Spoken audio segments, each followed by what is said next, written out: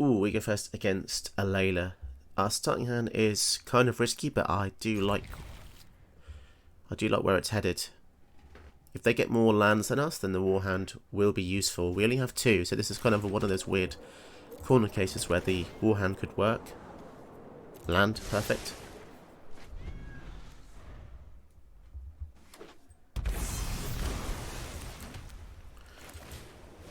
Okay. So next turn we could go for the Elixir, which is always fun to see. Dowsing Dagger gives us some plants. Oh, they're going to regret that. I think they're going to regret that when they realise what kind of deck we are. Land is fine.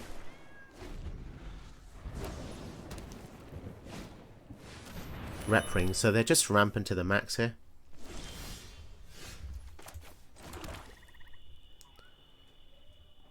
Uh, 4/5 mana.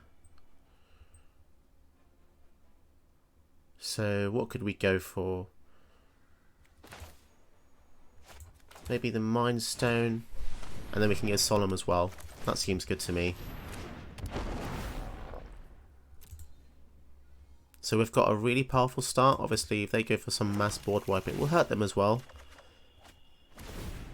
Duress is going to be great too. Yeah, it's all just coming up Millhouse, this is. Elena comes down. So if she manages to attack with the Dowsing Dagger next turn, it could be bad.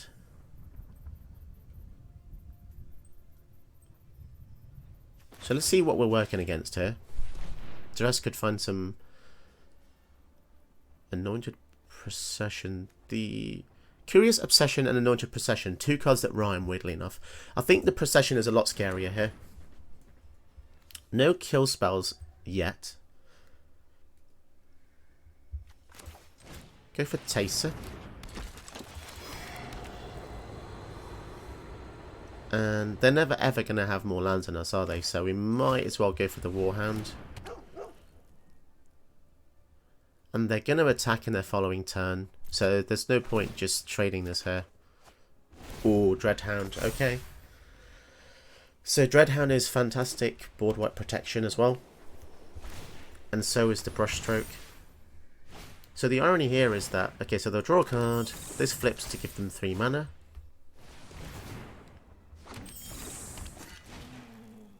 Holy crap. That really escalated to unbelievable lengths. Wow, that was very quick.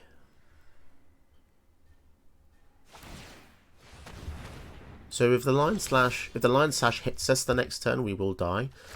So let's go for the Dreadhand for now.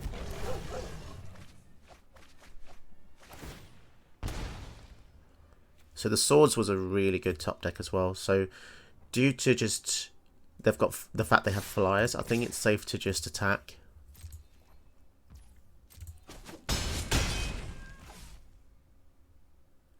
Okay, let's see what they do. Despark. Wow, another great hit there. So we can Swords the Alayla here. But it's the Vorpal Sword I'm actually really scared of. Equipping the sword to Alayla. Okay. So before she does any damage, I'm going to Swords her.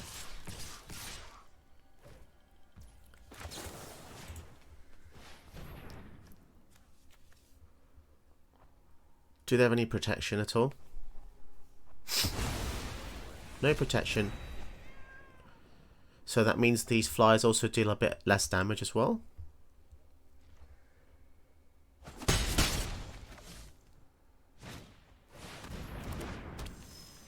Okay. Right, things are looking really good. So what can we do? This has got Death Touch. I doubt she'll block. Let's start with the Sanguine Brushstroke. So this gives us Blood Artist. Okay.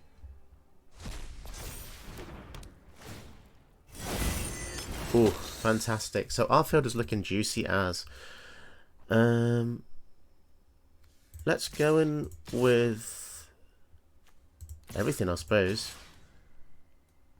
Although, saying that, that's a bit risky, isn't it? Because we need to hold the mana up Yeah, we need to hold the mana up for whatever they equip the sword to, because we could just die instantly to that. Let's go in with these 3 for now. No blocks. Wow, okay. Pass the turn. So we need more removal because, yeah, this sword is basically game ending here. This taps for 3, remember. 3, 4, 5, 6, 7, 8, 9, 10, 11. So, back onto the Alayla again.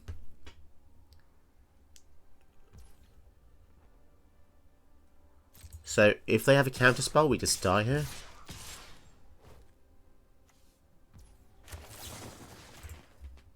Do they have it? Okay, so luckily we saved ourselves again. And half the damage coming through. I'm actually going to draw a card with the Mind Stone here as well. Just to see what we get. Bereaved Survivor. That's not very good. Here comes the later again. So we need another answer for it. Sack the blood, discard a card, draw a card, drain them for 1. It's getting to the point now where they kind of need to block, though. Oh, a Rankle. Oh, boy.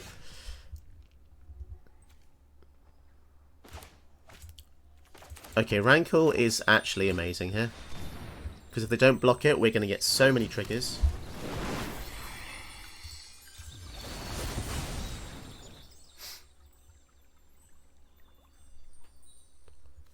Let's see what we can do here.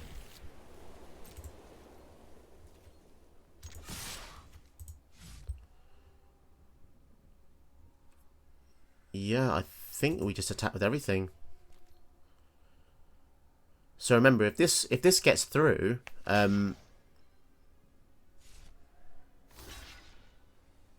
wow, they're blocking like that.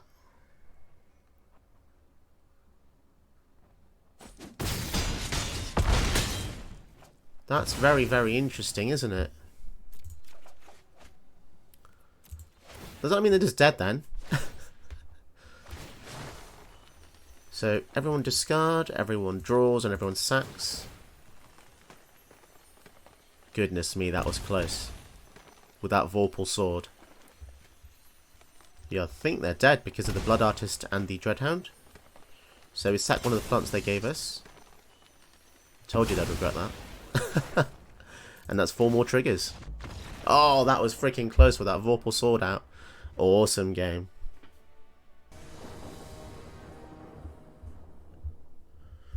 We go first against a Shire. This hand is not too bad. We've got Woe Strider, which is a fantastic synergy with the deck, so I think we're going to keep this. Now we do have a Loyal Warhound we can play on turn 2, but because we're going first, this does get slightly worse. Because, and well, they could ramp, I suppose, so we could hold this off. We'll see what they do. It feels a bit bad playing this out on curve with no bonus. Llanowar Elves. We could just duress actually, take the turn off. Sword is pretty devastating. I think we get rid of the sword. And so they're going to ramp next turn. But yeah, we might... So how many lands will they have? If they go for a land, then ramp. Okay, yeah, then that means a Loyal Warhound will be able to get us a mana, which is really good. But that also doesn't mean they get a Shire out on the following turn, and we don't have any removal for it right now.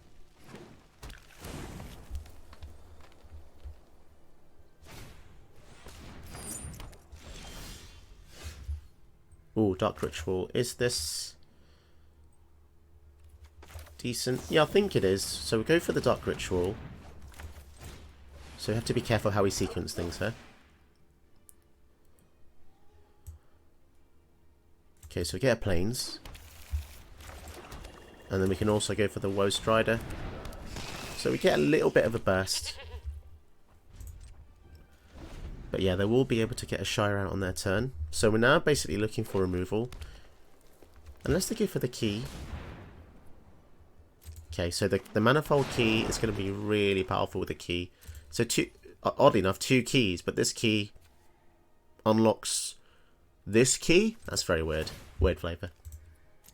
So let's go to the top, some kind of removal, please. German's not going to cut it. Elspeth. Oh, okay. Okay, this works. That was actually a really fantastic top deck. And we have the synergy to get a creature back if it dies, so we could use the Woe Strider to sack the Warhound if we don't have anything else in our graveyard. And then the ECD will be able to bring the Warhound back.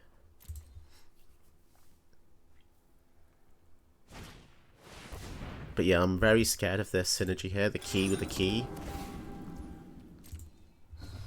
Because they can untap it and have 2. So basically these together means they have 4 extra mana a turn. So, I mean, we are going to need to deal with it eventually.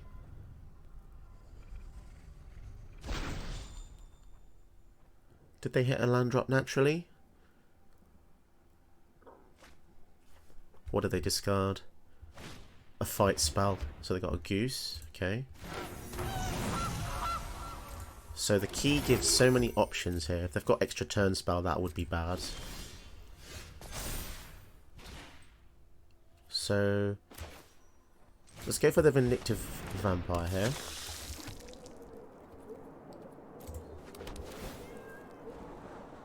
And oh, AO is actually really sweet. So now we can swing in. It's a shame we didn't have AO at this turn, because then we could have sacked it, got some value, and then get it out again. Okay, so they're down to 13. Let's hope they don't have a board wipe of some kind.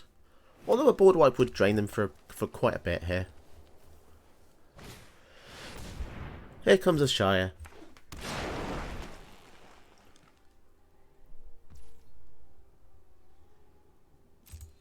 So a Shire is certainly an issue. Sack the Warhound. Yeah, just because it gives them so much mana here. And I think I want to keep AO on top just because of the applications it has with the Woe Strider.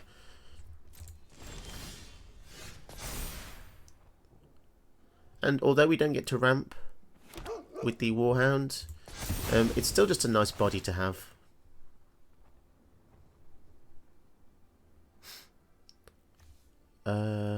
Oh, the Ashaya. Of course, the Ashaya counts for lands. That's really cool. Bit of tech there.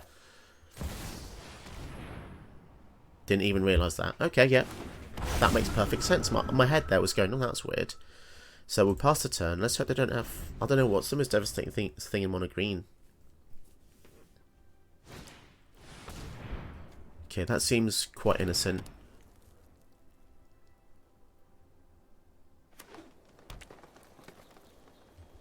It's this card in the hand I'm terrified of. Could be a Mortify. Okay, this is awesome. I say awesome. They've got 2 10/10s, but they're not attacking. Oh, and a D-Spark. Exile target permanent. It doesn't even say non-land permanent. This is working out. Oh my god. I think this is actually a God Hand scenario here. So Teysa Karlov with AO means double triggers. So they're going to find it really difficult to come back from this. If everything goes our way. They don't have reach, do they? I always check these days just to make sure. So they're going to be at really low life. And I think we've probably won here just because of the Vindictive Vampire. Yeah, I'm not really sure if there's anything they can do, but I don't want to count my eggs, count my chickens before they're hatched. Yeah, because Teysa doubles the triggers of everything, that means Vindictive Vampire now drains for 2 for each creature. Blizzard Brawl. I mean, I was going to do this anyway, right? Makes it indestructible. Okay, fine. So AO dies. We'll get 2 triggers with Teysa. Interesting choice to kill there, but I guess they can see the futility here. So let's look at the top. See if there's anything extra juicy, any extra flourishes we can do here. Falcon Wrath Noble, nice. More drain triggers. Oh, very nice. And we get some more things here. So we could go for anything really, couldn't we? Plunderer. So that gives us treasures when things die. 2 treasures, in fact.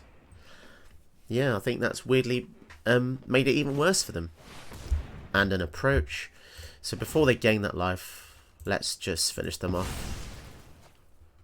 So as you can see, that's a lot of triggers from one sack there. And yeah, as you can see, you could do that many times and deal a lot of damage. Okay, opponent goes first with Svala, so there will be a Gruul Rampy deck. It's not the general that makes this deck scary. I think it's the things that they can ramp into, so I have to be cautious of that. Because it pays 3, tap, makes a Manalith, which is an actual card in real Magic that taps for mana, as well as the token this makes. And they can look at the top 4 to put a spell from on them without, so to play a spell from on them without paying its mana cost. Okay, but that does cost 8 to do that.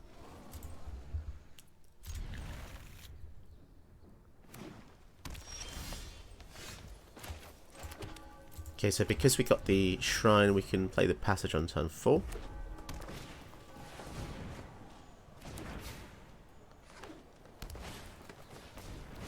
Whoa, that was... Okay, that's a really powerful card.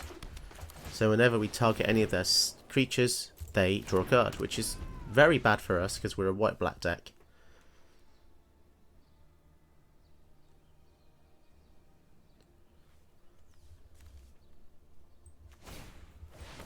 Here comes Svala.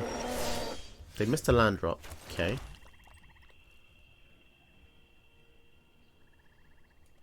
So let's go for the Midnight Reaper, just because if he dies, he replaces himself by letting us draw a card.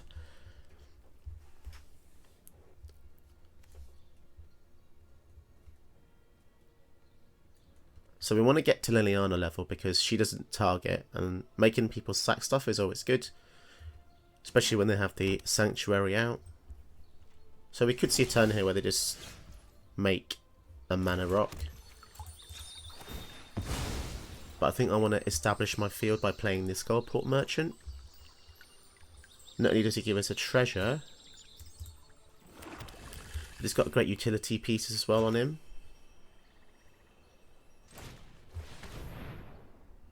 Panic Bystander's nice card just to give us a bit of life as well. So all of our cards, they're more than the sum of its parts. Like, if you look at them individually, they don't look that exciting in this format. But when you figure out that essentially the triggers will be ×2 with Teysa out, it suddenly feels a lot stronger. This deck is like a mosaic. Each piece is like a little piece of glass that you're slotting into position. And there's a lot of decks out there in this format, which every card seems to be the finale. Like, every card people play is the final thing they want to play to finish someone off. And that's perfectly fine. But yeah, this deck is a bit more finicky. Okay, so if that dies, we're not really that bothered. It will make... Well, we'll see what they make. They've got 2 options here. This isn't your average. So yeah, let's make everybody sack 2 things. From battle to the grave. I think we'll go for these 2 because the Midnight Reaper is such a powerful value engine here. So we're actually going to draw 4 cards.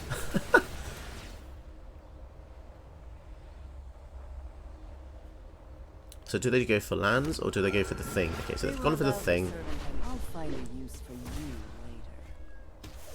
So the plains is perfect here because this means we can block and then we can give it pro... Oh, it doesn't have a colour, does it? Is that colourless? Even though it's got like a green trim.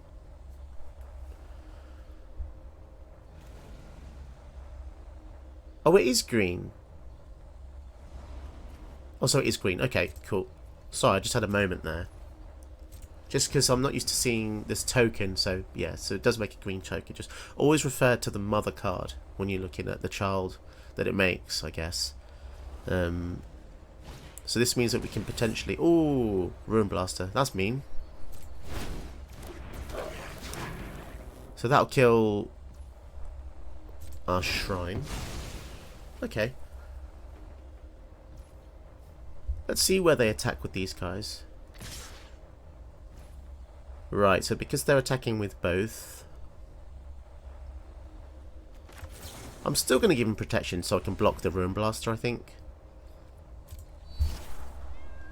Oh, ECD, fantastic. That'll be good later on.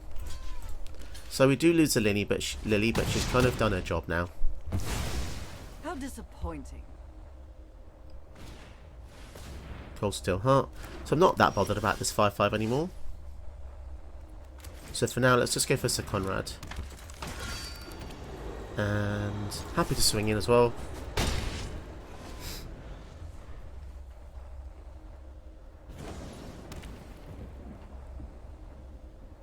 There will come a time when I want to go for Teysa and the Unbreakable formation, but until then we're looking good. Okay, so they're going to draw. So I think I'm going to have to kill this in that case because they're going to draw so many cards here. Yeah, definitely need to get to the project. Otherwise, it's just going to be like insurmountable, the advantage they're going to get. So yeah, once again, pass the turn. So when ECD goes off stage 3, we're going to get Lily back. And from then on, it should be good. Pardon me. Red-green, so they shouldn't have too many massive board wipes, but if they do, we'll still be drawing cards and they'll be losing a lot of life with the Sir Conrad as well. Here comes Swallow. It's tempting to just exile her here. Just so, I mean, they will draw a card, but I don't want them to just get free spells. I'd rather give them a random card than let them play free spells, basically.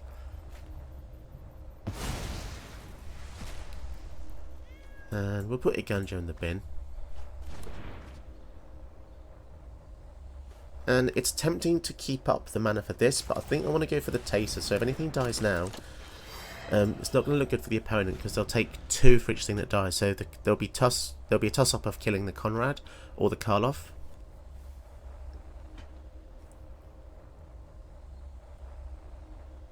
And they have a lot of cards in their hand, but oof, Ori, this is very, very powerful. Taps for 5. They could use that to cast any colour spell. Thoughtseize is going to be mega important. But yeah, go for Lily for now. I think we've put them in a very tricky predicament here. If I were you, I'd just surrender right now. So let's start with a Thoughtseize, just to see what we're dealing with. Wow, and I guess that was the critical piece in the hand. It's a real shame that I couldn't see what that was. That's kind of a... I wish I could have at least seen that, but yeah, there we go. Pretty powerful though, what we had. If you enjoyed watching this video, why not try some of my other videos on my channel? And don't forget to support me by hitting the like and subscribe button for more content like this.